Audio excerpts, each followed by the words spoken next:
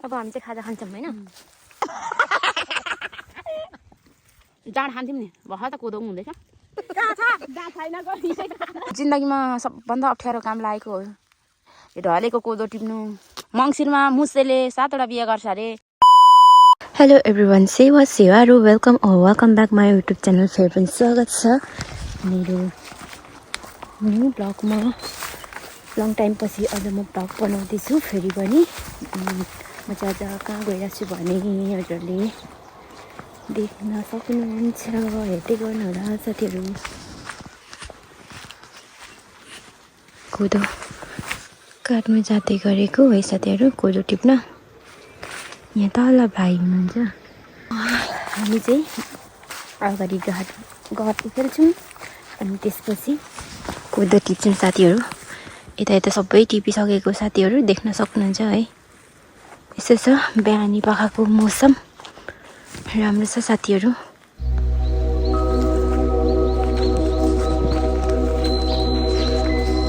हेर्दै गर्नु होला है घर खेल्ने ठाउँमा पुगिसकेँ भाइ बहिनीहरूले उखेल्दै हुनुहुन्छ यहाँनिर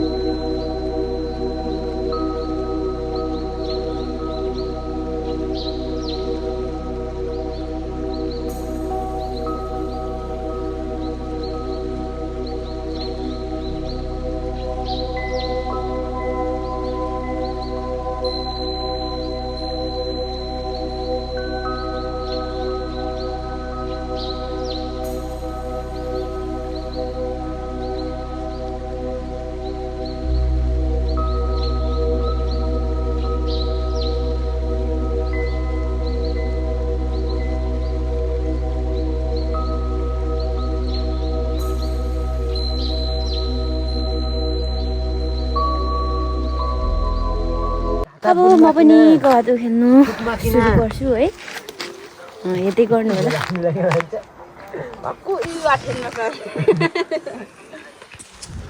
ल फाइनली हामीले चाहिँ सक्यौँ गातो खेलेर पनि साथीहरू यहाँनिर हाम्रो गद चाहिँ यस्तो छ यहाँ बहिनीले पुऱ्याउँदै हुनुहुन्छ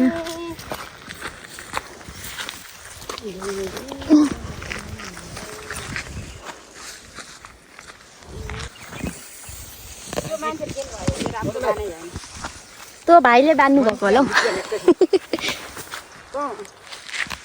हाम्रो भाइ चाहिँ बाइक सिक्न जानु आँट्नु भएको छ त्यही भएर अब भाइ लगाएर जानुहुन्छ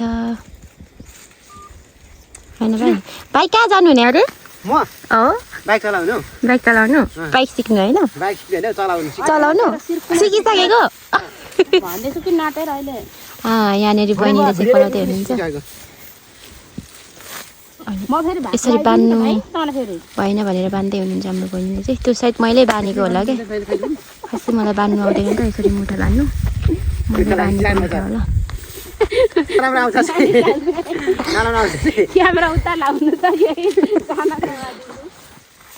दिदीभाइ चाहिँ यहाँ कराकर गर्दै हुनुहुन्छ अब हामी चाहिँ बहिनीसँग तलको पनि उखेल्नु पर्ने छ तल जान्छौँ अनि हाम्रो भाइ चाहिँ अब घर जानुहुन्छ भारी बान्नुलाई तयार हुनुहुँदैछ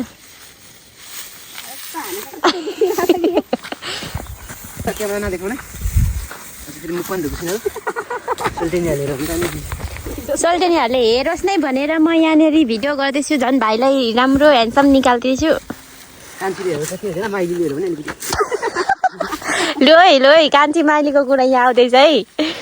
यहाँनिर फुल भिडियो फुल ब्लग हेरेर चाहिँ यहाँनिर कमेन्ट गर्नु होला माइली कान्छीले चाहिँ कमेन्ट गर्नु कोले देख्नुहुन्छ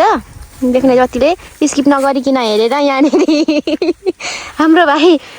अब जान आँट्नु भइरहेछ भारी लाउनु रहेछ यसरी भारी लाउनु पर्दो रहेछ घाम चाहिँ उता मत्ती पुगिसकेको छ घाम चाहिँ फेरि त्यसरी भन्नुभयो बहिनीले हेर्ला कुन बहिनी छ नि जुन भाइ पनि बहिनी सानो बहिनी बुझ्नु न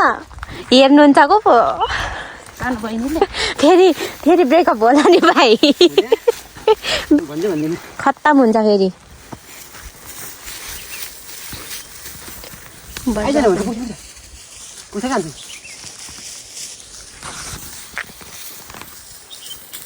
भिडियो जग्गालाई तपाईँ भन्नु त्यति बेला हो नि म भन्दा कान्छीलाई किन उता भन्छ म कान्छी बहिनी बरु मेरो बाजेत गर्नुभयो भन्नु रहेछ कि क्या हो बहिनीले बाजेत भयो भन्नु त्यसले मलाई तपाईँ क्यामेराको अगाडि तपाईँ भन्नु अरू बेला त जाडो पर्छ ढडेमा फ्याक्ट्री जस्तो बुद्धि त पछि लु अचम्म मलाई हात भइसक्यो के ल बाछा टाढा लाउनु छ अनि त्यसलाई हात यसरी कस्नु हुँदैछ कस्तो सबै क्लियरली आइरहेछ हौ कति राम्रो गाँठो परेन कान्छी गाँठै पऱ्यो त पछाडि उसलाई नै हो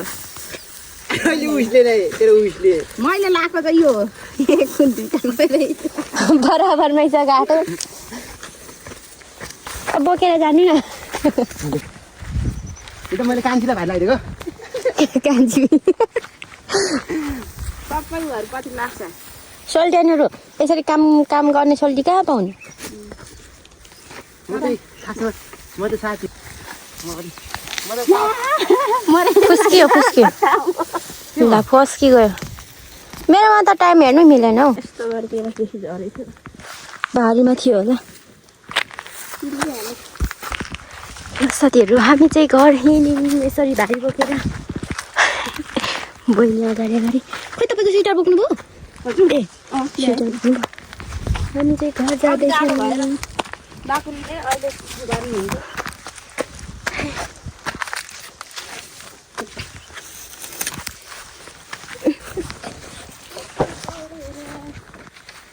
हामी चाहिँ घर जाँदैछौँ है गाइचहरू देख्न सक्नुहुन्छ भारी भयो बाँकी रहेछ तर खोकी लागिरहेको छ नखाऊँ होला मेरो त उक्लिनु गाह्रो हुन्छ कि म त सक्दिनँ होला झन् कसरी निस्किनु जिन्दगीमा सबभन्दा अप्ठ्यारो काम लागेको हो यो ढलेको कोदो टिप्नु मुसाको 7वटा बुढी हुन्छ अरे अनि त्यही 7वटा बुढीको बुढा पटायो भने 7जना खेतारा ल्याउँथ्यो त्यसपछि सजिलो हुन्थ्यो एकै दिन हाम्रो कोदो टिपाइ सकिन्थ्यो अझै यता पर बाँकी नै छ टिप्नुलाई के गर्ने होला कसरी हुन्छ अब म कोदो टिप्नुभन्दा पनि त्यो मुसेला खोज्नुपर्ने हुन्छ किनभने मलाई एकदमै गाह्रो भइसक्यो सुतेर उठेर ढलेर काट्दा पनि नसकिने भएपछि मुसाको बुढो मुसेला खोज्नु जानुपर्ने हुन्छ कसैको घर छ छिमेक कतैतिर आएको छ भने यसो खबर गरिदिनु होला म ढ्याङ्ग्रो ठटाएर त्यसलाई ल्याउँछु यहाँ बिहानै खेतालाहरूलाई पठाएर रिता कुमारीले खाजा के ल्याएछन् खाजा के ल्याएछन् हेरौँ रिता कुमारी एकदमै कपाल झुम्रेदेखि के भइरहेको छ आमा के ल्याउनु भयो अनुहारमा कालो के चोरेको हो त्यो मुखाइमा त्यो मुखाइमा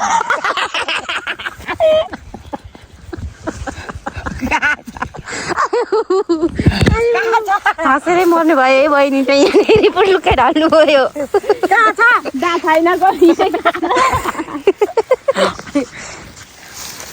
खत्तम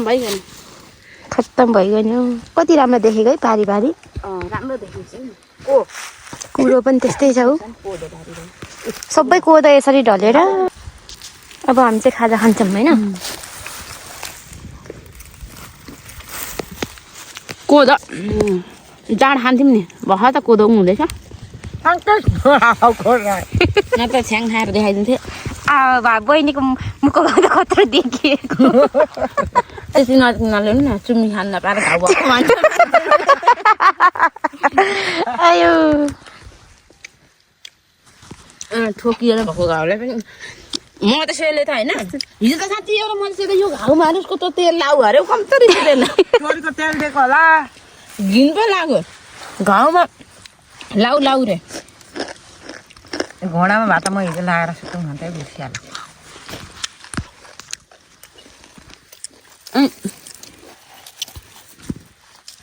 म त लाउँदिनँ भने लाउ लाउ अर्काको घाउमा पो अरे त्यो गनाउने दबाई लाउँदा भएर म त त्यस्तो रहेछ त्यो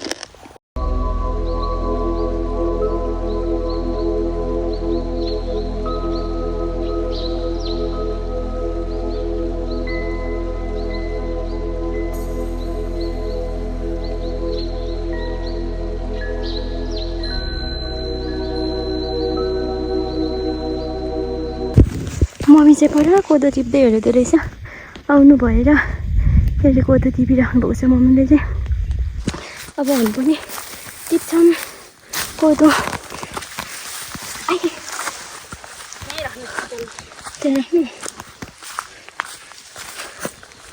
झुम्सेको ज्याकेट यस्तो तोर भएछ कि भइसकेको छ भइहाल्छ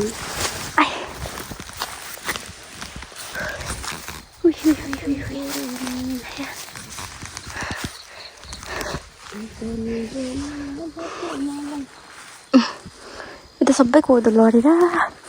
कसले टिपिसक्नु हो के भयो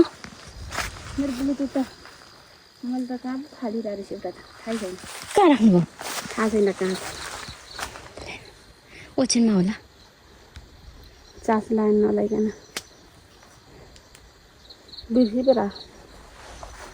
अघि त तै कनेक्ट भएको थियो क्या होला सायद ओछ्यानमा होला नि बोराहरू त उतै होला आउनु जाउँ अब हामी चाहिँ साथीहरू कोदो टिप्छौँ यहाँनिर यता हिजो अस्ति टिपेको हो यो यसरी अझै उता टिप्नु बाँकी छ कोदोहरू अब हामी चाहिँ एकछिन कोदो टिप्छौँ अनि त्यसपछि घर जान्छौँ हाम्रो भाइहरू चाहिँ माथि बिजाइराखेको छ बहिनी आउँदै हुनुहुन्छ हान्दिनु त लु हेरौँ हान्दिनु लड्नुहुन्छ ल अझ गद उखालेको सकेको उभा लाग्छ म उल्टी हानिदिनु भयो बहिनीले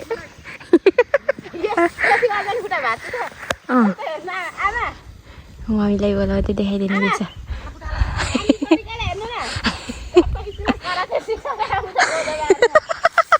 कोदो बारीमा काटे आयो सुल्टी हान्नु त टाउको फुटाउनुहुन्छ है भाँच्यो मम्मी चाहिँ ला भाँची गयो कि ट्याक उसको दाँत भाँच्यो यो कराते राम्रो होइन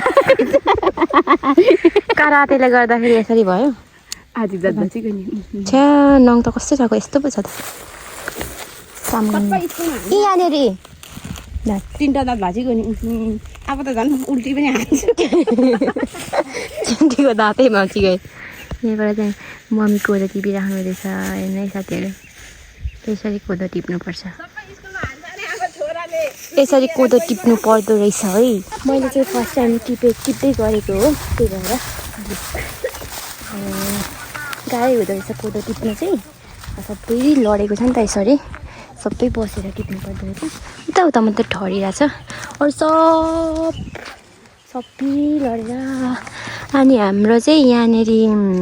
डाँडाको खेती पनि छ है साथीहरू देख्न सक्नुहुन्छ देख्नुभयो काँडै काँडा छ यो पाखा चाहिँ सबै भन्दै म अझको भ्लग यहाँ इन्ड गर्न चाहन्छु साथीहरू जो जतिजनाले हेर्दै हुनुहुन्छ लाइक कमेन्ट सब्सक्राइब गरेर माया गरिदिनु होला साथीहरू बाई बाई नेक्स्ट भ्लगमा भेटौँला है